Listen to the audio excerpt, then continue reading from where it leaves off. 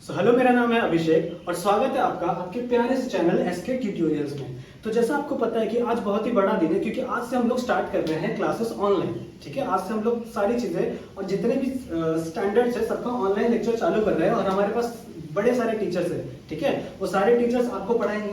मैं आपको पढ़ाने वाला हूँ साइंस में भी साइंस पार्ट 2। ठीक है, तो आज हम लोग स्टार्ट कर रहे हैं फर्स्ट लेसन, जिसका नाम है हेरिडिटी एंड इवोल्यूशन।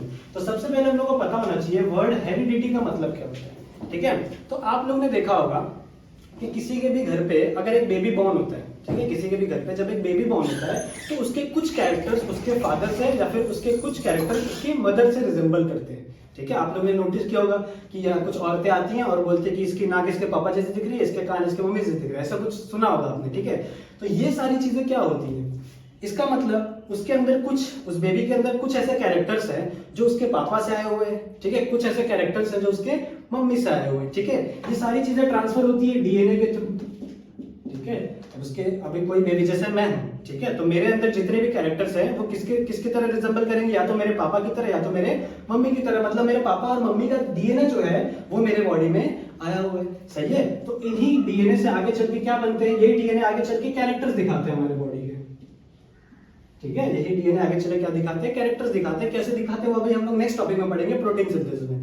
लेकिन पहले हम लोग को ये पता होना चाहिए कि हेरिडिटी वर्ड का मतलब क्या होता है। तो हेरिडिटी वर्ड का मतलब यही होता है, इट इज अ प्रोसेस। ठीक है, ये एक प्रोसेस है जहां पे ट्रांसफर हो रहा है कैरेक्टर। ठीक है, ट्रांसफर हो रहा है कैरेक्टर किसके बीच में, पेरेंट्स टू ऑफस्प्रिंग। ठीक है, ऑफस्प्रिंग, जनरली ऑफस्प्रिंग हम लोग उस बेबी को बोलते हैं जो न्यू बॉर्न हुआ है। ठीक है, तो पेरेंट्स से कैरेक्टर ट्रांसफर हो रहा है किसके अंदर, ऑफस्प्रिंग के अंदर। इसी प्रोसेस को हम लोग क्या कहते हैं, हेरिडिटी। ठीक है, समझ में आया हेरिडिटी का मतलब। तो अगर कभी भी डेफिनेशन पूछा गया आपसे, बोर्ड में डेफिनेशन आएगा कि हेरिडिटी का डेफिनेशन बताओ, तो आपको क्या लिखना है, द ट्रांसफर ऑफ कैरेक्टर। ठीक है, सुनना ध्यान से, the transfer of character from parents to offspring, या फिर the transfer of character from one generation to another generation. समझ में आया हेरिडिटी का मतलब। ठीक है, अब इसी हेरिडिटी का एक और दूसरा वर्ड है जिसको हम लोग कहते हैं इनहेरिटेंस।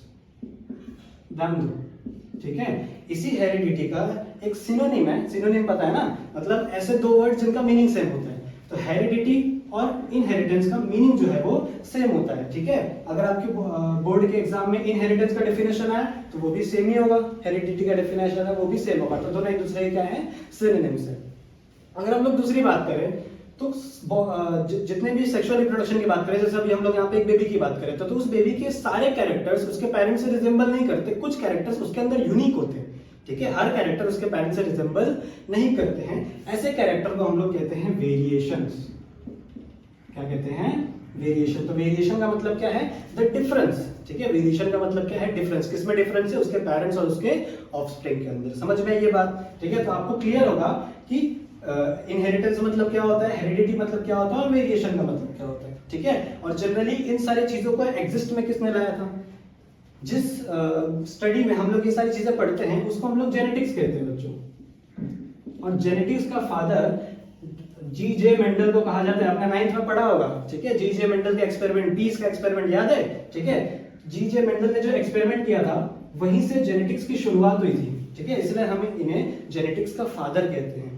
समझ में आ रहा है। तो कभी कभी एमसीक्यूज के लिए 1-2 मार्क्स के लिए क्वेश्चन आ जाता है, who is the father of genetics. ठीक है, तो आपको याद रखना है सर जी.जे. मेंडल। ठीक है, ये बात समझ में आई। आगे चलते हैं। अब आगे हमारा जो टॉपिक है वो प्रोटीन सिंथेसिस का है। हमें प्रोटीन बनाना सीखना है। ठीक है, तो उसके लिए मैं तुम्हें कुछ चीजें याद दिलाना चाहता हूं जो आपने 9th में सीखी थी। ठीक है, कौन कौन सी चीजें, सबसे पहले आपको 3 चीजें पता होनी चाहिए। एक, डीएनए क्या होता है। ठीक है, डीएनए क्या होता है, उसके स्ट्रक्चर्स कैसे होते हैं, उसके अंदर क्या प्रेजेंट होता है, किससे बना हुआ होता है डीएनए, आपने 9th में सब पढ़ा हुआ है। ठीक है, सेकंड, आरएनए क्या होता है, कितने टाइप्स के आरएनए होते हैं, वो भी हम लोग एक बार रिवाइज करेंगे क्योंकि 9th में हम लोग ने सब कुछ पढ़ा हुआ है। और एक, प्रोटीन क्या होता है, किससे बना हुआ है प्रोटीन। ठीक है, तो सबसे पहले हम लोग बात करते हैं डीएनए के बारे में। ठीक है, तो डीएनए का फुल फॉर्म होता है डीऑक्सी राइबोन्यूक्लिक एसिड। ठीक है, फुल फॉर्म देखो, डीऑक्सी राइबो न्यूक्लिक एसिड।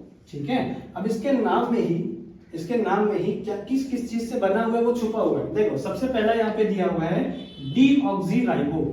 ठीक है, डीऑक्सीराइबो मतलब ये एक राइबोज शुगर से बना हुआ है, लेकिन उसके अंदर से हम लोग ने एक ऑक्सीजन को क्या कर दिया है, उड़ा दिया है। ठीक है, नॉर्मल जो राइबोस शुगर का ग्रुप होगा उसमें से अगर तुम लोग एक ऑक्सीजन को उड़ा दो, ठीक है, एक ऑक्सीजन को रिमूव कर दो, तो वो कौन सा कंपाउंड बनेगा? डीऑक्सीराइबो बनेगा। सही है। नेक्स्ट है न्यूक्लिक एसिड। अब न्यूक्लिक एसिड में कुछ सारी चीजें होती है, मैं आपको बताता हूँ। पहले आप ये समझ लो कि डीएनए के बाद डीएनए होता क्या है। So DNA is a double stranded molecule, ठीक है, DNA is a double stranded molecule, ठीक है। इसका स्ट्रक्चर कैसा होता है? डबल हेलिक्स की तरह कुछ ऐसा स्ट्रक्चर होता है। पानी की टंकी देखी है आपने, उसमें एक सीढ़ी लगी होती है ऐसे जिगजैग वाली, ठीक है, तो कुछ ऐसा ही स्ट्रक्चर होता है डीएनए का। और इसके बीच में जैसे पानी की टंकी पे सीढ़ी लगी होती है, वैसे इसके भी बीच में कुछ स्ट्रक्चर्स लगे होते हैं, और ये है हाइड्रोजन बॉन्ड्स। ये हैं हाइड्रोजन बॉन्ड्स। किसके किसके बीच में हाइड्रोजन बॉन्ड्स है? तो यहाँ पे एक कंपाउंड प्रेजेंट है जिसे हम लोग कहते हैं न्यूक्लियोटाइड, ठीक है। तो पूरा डीएनए किससे बना हुआ है? न्यूक्लियोटाइड से बना हुआ है, ठीक है, किससे बना हुआ है? ठीक है। तो जनरली अगर हम लोग कहें तो डीएनए क्या है? ये एक न्यूक्लियोटाइड की लंबी सी चेन है, ठीक है। डीएनए क्या है? न्यूक्लियोटाइड की लंबी सी चेन है। तो इसका मतलब न्यूक्लियोटाइड को हम लोग माइक्रोमोलिक्यूल बोल सकते हैं। एक सेकेंड, सही है। न्यूक्लियोटाइड को हम लोग क्या कह सकते हैं? माइक्रोमोलिक्यूल कह सकते हैं। और ये माइक्रोमोलिक्यूल आगे चल के एक मैक्रोमोलिक्यूल बनाता है, मतलब एक बड़ा सा मॉलिक्यूल बनाता है। क्या है वो? डीएनए, ठीक है। तो बहुत सारे न्यूक्लियोटाइड जब एक लाइन में आ जाते हैं, एक रिंग, एक स्ट्रक्चर फॉर्म करते हैं, चेन फॉर्म करते हैं, उसे हम लोग क्या कहते हैं? डीएनए, ठीक है। और ये डीएनए बना किससे हुआ है बच्चों? न्यूक्लियोटाइड से, ठीक है। तो आओ थोड़ा न्यूक्लियोटाइड के बारे में पढ़ ले कि न्यूक्लियोटाइड होता क्या है। अब न्यूक्लियोटाइड तीन चीजों से बना हुआ है। एक है डीऑक्सीराइबोस शुगर, सही है, एक है डीऑक्सीराइबोस शुगर, ठीक है। एक है तुम्हारा फॉस्फोरिक एसिड, पढ़ा होगा कि नहीं आपने, ठीक है। एक है तुम्हारा डीऑक्सीराइबोस शुगर, एक है तुम्हारा फॉस्फोरिक एसिड, और एक सबसे मेन कंपाउंड होता है जिसको हम लोग कहते हैं नाइट्रोजन बेसिस, ठीक है। क्या कहते हैं हम उसे? Nitrogen bases. अब नाइट्रोजन बेसिस जनरली डीएनए में 4 होते हैं। कौन कौन से? एक होते हैं एडेनिन, ठीक है, एक होता है ग्वानिन, ठीक है, एक होता है थायामीन, और एक होता है साइटोसिन, ठीक है। 4 नाइट्रोजन बेसिस प्रेजेंट होते हैं किसके अंदर? डीएनए के अंदर। समझ में आ रही है बात, ठीक है। एडेनिन, ग्वानिन, थायामीन, साइटोसिन, ठीक है। और हमेशा ये याद रखना कि एडेनिन जो है, ठीक है, एडेनिन जो है वो हमेशा थायामीन के साथ बॉन्ड बनाएगा बच्चों, ठीक है। एडेनिन जो है वो हमेशा किसके साथ बॉन्ड बनाएगा? थायामीन के साथ बॉन्ड बनाएगा। किसी भी बुक में अगर एडेनिन को ग्वानिन के साथ बॉन्ड बनाता हुआ दिख गया, ठीक है, तो वो चीजें रॉन्ग हो जाएंगी, ठीक है। आपको कभी भी एडेनिन को ग्वानिन के साथ बॉन्ड नहीं करना है, हमेशा किसके साथ बॉन्ड करना है? एडेनिन को थायामीन के साथ, ठीक है। समझ में आ रहा है? वैसे ही जो ग्वानिन है वो हमेशा किसके साथ बॉन्ड बनाता है? साइटोसिन के साथ, ठीक है। तो एडेनिन बॉन्ड बनाएगा थायामीन के साथ, और ग्वानिन बॉन्ड बनाएगा साइटोसिन के साथ। अब ये भी सुन लो एक थोड़ी सी डीप नॉलेज कि एडेनिन और थायामीन के बीच में जो बॉन्ड होता है वो डबल बॉन्ड होता है, ठीक है। एडेनिन और थायामीन के बीच में जो बॉन्ड होता है वो कितना होता है? डबल बॉन्ड स्ट्रक्चर होता है। लेकिन जो ग्वानिन और साइटोसिन के बीच में बॉन्ड है वो ट्रिपल बॉन्ड का स्ट्रक्चर होता है, ठीक है। इतनी बातें समझ में है आपको, ठीक है। अब बात करते हैं नेक्स्ट आरएनए के बारे में। आ जाओ, आरएनए, ठीक है। तो आरएनए का फुल फॉर्म क्या होता है? ठीक है, मेरे साथ बोलो, आरएनए का फुल फॉर्म क्या होता है? वो डीऑक्सीराइबोन्यूक्लिक एसिड था, तो ये राइबोन्यूक्लिक एसिड है। अच्छा, इसे न्यूक्लिक एसिड क्यों बोलते हैं? आपको ये पता होना जरूरी है कि इसे न्यूक्लिक एसिड क्यों बोलते हैं। इसे न्यूक्लिक एसिड इसीलिए बोलते हैं क्योंकि ये न्यूक्लियस के अंदर प्रेजेंट होता है, ठीक है। आपको पता है ना डीएनए कहाँ प्रेजेंट होता है? ये फॉर एग्जांपल मेरा सेल है, ठीक है, ये सेल का न्यूक्लियस है। तो इस न्यूक्लियस में एक स्ट्रक्चर प्रेजेंट होता है जिसे क्रोमोसोम कहते हैं, कुछ ऐसा स्ट्रक्चर होता है, ठीक है। और इस क्रोमोसोम के अंदर यहाँ पे डीएनए सिचुएटेड होता है। तो ये डीएनए कहाँ पे प्रेजेंट है? न्यूक्लिक एसिड के अंदर प्रेजेंट है। और अभी जब मैं प्रोटीन सिंथेसिस पढ़ाऊंगा तो तुमको बताऊंगा कि जब आरएनए फॉर्म होता है, ठीक है, जब आरएनए फॉर्म होता है उस प्रोसेस को ट्रांसक्रिप्शन कहते हैं, ठीक है।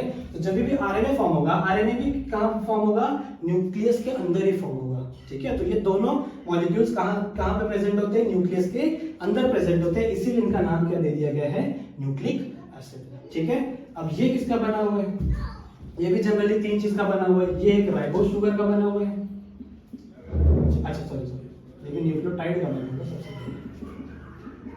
ये भी न्यूक्लियोटाइड की लंबी सी चेन है, लेकिन एक डिफरेंस जो बहुत बड़ा डिफरेंस है वो है कि ये हमेशा सिंगल स्ट्रैंडेड होता है बच्चों, ये डबल स्ट्रैंडेड प्रेजेंट नहीं होता। ठीक है। कुछ कुछ ऐसे बैक्टीरियाज हैं जिसके अंदर ये डबल स्ट्रैंडेड होता है, लेकिन हमेशा एक बात याद रखना कि डबल स्ट्रैंडेड आरएनए कभी भी प्रोटीन का सिंथेसिस नहीं करेगा। अगर आपको प्रोटीन का सिंथेसिस करवाना है तो हमेशा आपको सिंगल स्ट्रैंडेड आरएनए ही लगेगा। समझ में ये बात? ठीक है। तो ये है न्यूक्लियोटाइड, ये भी न्यूक्लियोटाइड से बना हुआ है। कौन कौन सा न्यूक्लियोटाइड है यहाँ पे, ये है राइबोस शुगर। ठीक है। अब यहाँ पे डीऑक्सीराइबोस नहीं है, वापस उस ऑक्सीजन को वापस लगा दो तो ये क्या हो जाएगा, राइबोस शुगर। ये राइबोस शुगर से बना है, यहाँ पे भी नाइट्रोजन बेसिस है और यहाँ पे भी किससे बना हुआ है, ये फॉस्फोरिक एसिड। सही है। ठीक है। अब एक बहुत बड़ा डिफरेंस इसके अंदर ये आता है, 2 डिफरेंसेस जनरली डीएनए और आरएनए में, कि एक यहाँ पे ये राइबोस शुगर है, उसमें डीऑक्सीराइबोस था, और एक नाइट्रोजन बेसिस में था। मैंने आपको डीएनए में कौन कौन से नाइट्रोजन बेसिस बताए थे, सुनो जरा। एक था एडेनिन, ग्वानिन, थायमिन और साइटोसिन। ठीक है। ये मैंने बताया था आपको डीएनए में। और एडेनिन हमेशा किसके साथ बॉन्ड करता है, थायमिन के साथ, और ग्वानिन हमेशा किसके साथ बॉन्ड करता है, साइटोसिन के साथ। एक डिफरेंस यहाँ पे ये होता है आरएनए के अंदर कि जो थायमिन है, ठीक है, ये रिप्लेस हो जाता है यूरासिल से। ठीक है। हमेशा याद रखना जो थायमिन है वो किससे रिप्लेस हो जाता है, यूरासिल से। तो इसके अंदर कौन कौन से नाइट्रोजन बेस प्रेजेंट है, एडेनिन, ग्वानिन, यूरासिल और साइटोसिन। समझ में आया? अब यहाँ पे क्या होगा, अब यहाँ पे एडेनिन हमेशा किसके साथ बॉन्ड बनाएगा, यूरासिल के साथ बॉन्ड बनाएगा, और ग्वानिन हमेशा किसके साथ बॉन्ड बनाएगा, साइटोसिन। ये तो हमेशा ऐसी बॉन्ड बना रहा था डीएनए में और आरएनए में भी, लेकिन यहाँ पे सिर्फ क्या चेंज हो रहा है, यूरासिल से चेंज हो रहा है। यूरासिल रिप्लेस कर रहा है किसको, थायमिन को रिप्लेस कर रहा है। ठीक है। आरएनए का ये समझो। अब आरएनए 3 प्रकार के होते हैं, ध्यान दो। आरएनए कितने प्रकार के होते हैं, 3 प्रकार के होते हैं। सबसे पहला होता है एमआरएनए। ठीक है। सबसे पहला कौन सा होता है, एमआरएनए। अब एमआरएनए का फुल फॉर्म है, एम का मतलब होता है मैसेंजर आरएनए। ठीक है। आप लोग ने पुराने टाइम पे देखा होगा कि राजा महाराजाओं के पास एक दूत होता था जो मैसेज कैरी करता था, उसे मैसेंजर बोलते थे, याद है? ठीक है। आपने स्टोरीज में देखा होगा। तो यहाँ पे भी यही करता है। ठीक है। आरएनए हमेशा डीएनए से बनते हैं और ये डीएनए का मैसेज कैरी करता है प्रोटीन बनाने के लिए। मैं बताऊंगा जब प्रोटीन सिंथेसिस पढ़ाऊंगा आपको तो सब बताऊंगा कि ये इसका काम क्या है, कौन से अपने कोड्स लेके आता है ये। ठीक है। नेक्स्ट टाइप है आरआरएनए। ठीक है। आरआरएनए को हम लोग राइबोसोमल आरएनए भी कहते हैं, और ये आगे चल के राइबोसोम का क्रिएशन करता है। ठीक है। और नेक्स्ट यानी और लास्ट हमारा है टीआरएनए। ठीक है। टीआरएनए का फुल फॉर्म होता है, इसको ट्रांसफर आरएनए बोलते हैं। ठीक है। ये कुछ चीजों को ट्रांसफर करने का काम करता है। अभी क्या ट्रांसफर कर रहा है ये हम लोग आगे चल के पढ़ेंगे प्रोटीन सिंथेसिस के अंदर। ठीक है। जनरली मैं आपको बताऊं तो ये अमीनो एसिड्स को ट्रांसफर करता है। ठीक है। इतनी बात समझ में आ गई? ठीक है। नेक्स्ट हम लोग देख लेते हैं प्रोटीन क्या होता है। देखो प्रोटीन बहुत ही छोटा सा है। प्रोटीन भी एक मैक्रोमोलेक्यूल है। जनरली मैक्रोमोलेक्यूल मतलब क्या, पॉलीमर। ठीक है। पॉलीमर पढ़ा है आपने बचपन में, कभी पढ़ा होगा। ठीक है। पॉलीमर का मतलब क्या होता है कि वो बहुत सारे छोटे छोटे छोटे मोनोमर्स को मिला के एक पॉलीमर बनता है। ठीक है। तो जनरली अभी डीएनए में भी हम लोग ने यही देखा, डीएनए में क्या था, जो न्यूक्लियोटाइड था, तो छोटे छोटे छोटे न्यूक्लियोटाइड एक लाइन में आ जाते थे तो डीएनए बना लेते थे। ठीक है। वही चीज आरएनए में भी देखी। तो ये भी एक टाइप का माइक्रोमोलिक्यूल है। इसका जो मोनोमर है वो है अमाइनो एसिड। क्या है, साथ में बोलो मेरे, अमाइनो एसिड। ठीक है। समझ में आ रहा है? तो मतलब अमाइनो एसिड की एक लंबी सी चेन है प्रोटीन। ठीक है। आपको कुछ नहीं करना, अगर आपको प्रोटीन बनाना है तो अमाइनो एसिड लेके आओ और उसे एक चेन से जोड़ दो। ठीक है। ये जिस चेन से जुड़ती है, जिस बॉन्ड से जुड़ती है, इसे कहते हैं पेप्टाइड बॉन्ड। कभी कभी ये भी पूछ लेते हैं। ठीक है। बोर्ड वालों का भरोसा नहीं, कुछ भी पूछ लेते हैं, इसलिए हमें खुद से वेल प्रिपेयर रहना है। ठीक है। और सारे कंसेप्ट आपको यहाँ पे अच्छे से समझ के लेने हैं, क्योंकि आपको कंसेप्ट ही आता है। बायोलॉजी एक रटने वाला सब्जेक्ट बिल्कुल नहीं है। अगर आपको चीजें समझ में आ गई तो आप इजीली इसको अपने ओन वर्ड्स में लिख सकते हो। ठीक है। फिजिक्स में एप्लीकेबल नहीं होता। फिजिक्स में आपको जो डेरिवेशन है वही एकदम वर्ड टू वर्ड लाने पड़ते हैं, मैथ्स में वही चीजें लानी पड़ती है, लेकिन आप बायोलॉजी को अपने ओन वर्ड्स में लिख सकते हो अगर आपको कंसेप्ट क्लियर है। ठीक है। तो आप यहाँ पे कंसेप्ट क्लियर कर लो। समझ में आपको क्या होता है? ये 9th का रिवीजन था, ठीक है। आपको डीएनए पता होना चाहिए क्या होता है, आपको आरएनए पता होना चाहिए क्या होता है, और नेक्स्ट क्या पता होना चाहिए आपको, प्रोटीन, ठीक है। प्रोटीन पता होना चाहिए वो क्या होता है। नेक्स्ट अब हम लोग चलेंगे प्रोटीन सिंथेसिस के ऊपर। नेक्स्ट हम लोग पढ़ेंगे प्रोटीन सिंथेसिस, ठीक है। सिंथेसिस का मतलब होता है कोई भी चीज प्रोड्यूस करना, ठीक है, बनाना। क्या बनाना है हम लोग को? प्रोटीन बनाना है। अब प्रोटीन क्यों जरूरी है? देखो, कुछ भी चीज हम लोग कर रहे हैं तो सबसे पहले हमको ये पता होना चाहिए कि ये करके मिलेगा क्या, कोई फायदा है ये करके, ठीक है। अभी तुम लोग भी पढ़ रहे हो तो क्यों पढ़ रहे हो? आगे जाके तुम लोग को अच्छी जॉब मिलेगी इसलिए पढ़ रहे हो ना। तो हमें ये तो ध्यान दो, वहां पे हम लोग किस बारे में बात कर रहे थे? हम लोग बात कर रहे थे प्रोटीन सिंथेसिस के बारे में, ठीक है। तो अभी हम लोग देखो, वैसे बहुत लंबा वीडियो बन चुका है, ठीक है, तो हम लोग ज्यादा बड़ा वीडियो नहीं बनाएंगे ताकि आपको भी बोर ना हो। तो अभी हम लोग, मैं तो आपको थोड़ा सा इसके बारे में ओवरव्यू दूंगा कि हम लोग इस टॉपिक में पढ़ने क्या वाले हैं, ठीक है। उसके बाद हम लोग इस डिटेल में इसको नेक्स्ट लेक्चर में हम लोग कंटिन्यू करेंगे। तो समझ लो क्या बनने वाला है। सबसे पहले आपके बॉडी में डीएनए होता है, जो मैंने अभी आपको बताया कि यही ट्रांसफर हो रहा है आपके फादर से आपके ऑफस्प्रिंग में, ठीक है। और इसी की वजह से आपके बॉडी में कैरेक्टर्स होते हैं। कौन कौन से कैरेक्टर? जैसे मैं अभी आपको बता रहा था कि आपके हेयर का कलर भी एक टाइप का कैरेक्टर है, आपके स्किन का कलर भी एक टाइप का कैरेक्टर है, आपकी आंखों का कलर भी एक टाइप का कैरेक्टर है। मतलब आपकी बॉडी में जितने भी प्रोटीन बन रहे हैं, ठीक है, जितने भी कैरेक्टर है वो सब कुछ किसके वजह से बन रहे हैं? प्रोटीन की वजह से बन रहे हैं, ठीक है। सब कुछ किसके वजह से शो हो रहा है? प्रोटीन की वजह से शो हो रहा है। लेकिन ये प्रोटीन बनाता कौन है? ये बनाता है डीएनए, ठीक है। इसके पास फॉर्मूला है बनाने का। लेकिन एक बात सुनो, मैं आपको एक एग्जांपल देता हूँ कि जैसे कोई कंपनी है, ठीक है। अब कंपनी कोई एक प्रोडक्ट बना रही है, समझ लो कोई भी एक एक्स प्रोडक्ट बना रही है, ठीक है। तो क्या उस कंपनी का सेठ वो खुद प्रोडक्ट बनाता है?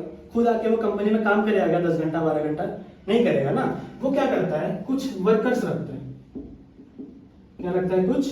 अब देखो, जो कंपनी का सेट है उसे पता है कि मेरी कंपनी में क्या बन रहा है, उसे फॉर्मूला पता है मेरी कंपनी में क्या बन रहा है, उसे सारी चीजें पता है, लेकिन वो खुद कभी भी काम नहीं करता है। तो ये जो है ना डीएनए, ये सेट है हमारे बॉडी का, हमारे बॉडी का मालिक है। हर चीज इसी की वजह से होता है, सब कुछ इसको पता है, लेकिन ये करता कभी भी खुद नहीं है। ये किससे करवाता है? ये करवाता है आरएनए से, ठीक है। तो सबसे पहले क्या फॉर्म होगा? डीएनए, ठीक है। डीएनए किसको बनाएगा? आरएनए को बनाएगा, और ये आरएनए आगे चल के क्या बनाएगा? प्रोटीन बनाएगा, ठीक है। ये बात समझ में आई? तो सबसे पहले क्या आपके बॉडी में डीएनए है, ये डीएनए क्या बनाएगा? आपके अंदर आरएनए फॉर्म करेगा, ठीक है। और ये आरएनए क्या बनाएगा? प्रोटीन बनाएगा। इस ओवरऑल प्रोसेस को हम लोग कहते हैं सेंट्रल डोग्मा। सेंट्रल, थोड़ा अच्छे से लिख देता हूं, सेंट्रल डोग्मा, ठीक है। जैसे बड़े बड़े वर्ड से डरना नहीं है, ठीक है। बड़ा सिंपल है, इसका मीनिंग इतना बड़ा लग रहा है, लेकिन इसका मीनिंग क्या है? ये पूरी प्रोसेस है जिसमें डीएनए से आरएनए बनेगा और आरएनए से क्या बनेगा? प्रोटीन बनेगा। इस ओवरऑल प्रोसेस को क्या कहते हैं हम लोग? सेंट्रल डोग्मा, ठीक है। तो आई होप आपको ये वीडियो इन्फॉर्मेटिव लगा होगा, आपको चीजें समझ में आई होगी, ठीक है। और अगर आपको चीजें समझ में आई है तो प्लीज लाइक कर देना, और अगर आपको कोई भी डाउट है तो कमेंट कर देना, ठीक है। तो मिलते हैं नेक्स्ट वीडियो में जिसमें हम लोग बात करेंगे इसकी डिटेल के बारे में, ठीक है। तो तब तक के लिए